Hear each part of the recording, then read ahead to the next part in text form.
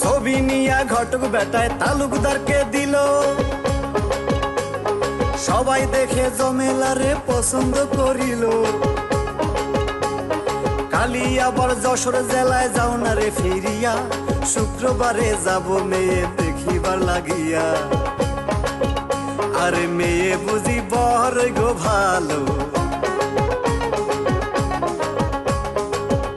আমার সংসারে চড়াইব আলো গো, মেয়ে বুঝি বর গো ভালো।